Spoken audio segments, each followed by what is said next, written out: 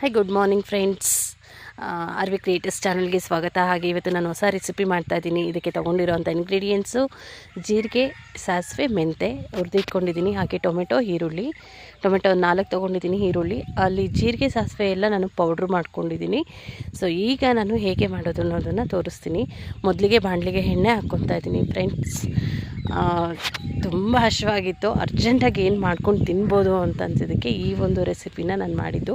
Just 2 ನಿಮಿಷ 2 ಮಿನಿಟ್ಸಲ್ಲಿ ಮಾಡ್ಕೊಂಡಿದ್ದೀನಿ. ಒಗ್ಗರಣೆಗೆ ಏನೇನು ಬೇಕೋ ಅದನ್ನು ಹಾಕ್ಕೋತಾ ಇದ್ದೀನಿ.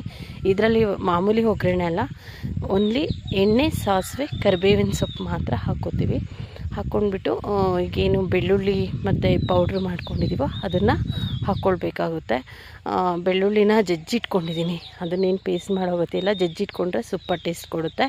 ಸೊ ನಾನು ಸಿಪ್ಪೆ ಸಮೇತ ಹಾಕಿದ್ದೀನಿ. ಯಾವುದೇ ಸಿಪ್ಪೆ ಸಮೇತ ಅಂದರೆ ತೀರಾ ಫುಲ್ ಬಿಡಿಸ್ದೇನೂ ಇಲ್ಲ, ಮೀಡಿಯಮ್ ಆಗಿ ಸ್ವಲ್ಪ ಟೇಸ್ಟ್ ತುಂಬ ಚೆನ್ನಾಗಿ ಬರುತ್ತೆ ಸಿಪ್ಪೆ ಇದ್ದರೆ. ಹಾಗಾಗಿ ಸೊ ಇದಕ್ಕೆ ನಾನು ಪೌಡ್ರ್ ಮಾಡ್ಕೊಂಡಿದ್ನಲ್ವಾ, ಜೀರಿಗೆ, ಸಾಸಿವೆ, ಮೆಂತೆ 3 ಪೌಡ್ರ್ ಮಾಡ್ಕೊಂಡಿದ್ದೀನಿ.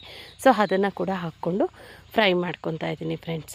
ಇಷ್ಟು ಮಾಡ್ಕೊಂಬಿಟ್ಟು ನಾನೇನು ಟೊಮೆಟೊ ಇಟ್ಕೊಂಡಿದ್ದೋ 4 ಅದನ್ನು ಕೂಡ ಪೇಸ್ಟ್ ಮಾಡ್ಕೊಂಡಿದ್ದೀನಿ.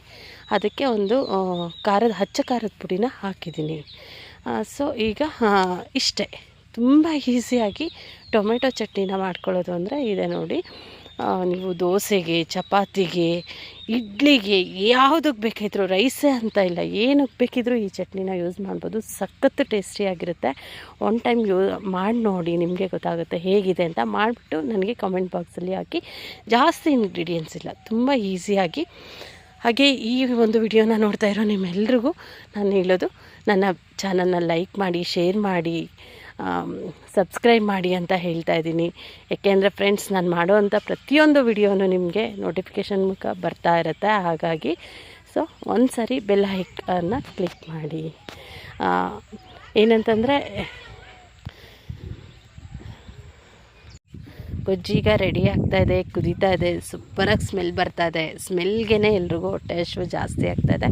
ಸೊ ನೋಡಿ, ನಾನು ರೈಸು ಮತ್ತು ಗೊಜ್ಜು 2 ರೆಡಿ ಮಾಡ್ಕೊಂಡಿದ್ದೀನಿ. ತಿನ್ನೋದಷ್ಟೇ ಬಾಕಿ. ಸೂಪರಾಗಿದೆ. ನೀವೊಂದು ಸರಿ ಟ್ರೈ ಮಾಡಿ ಹೇಗಿದೆ ಅಂತ ನನಗೊಂದು ಸರಿ ಹೇಳಿ.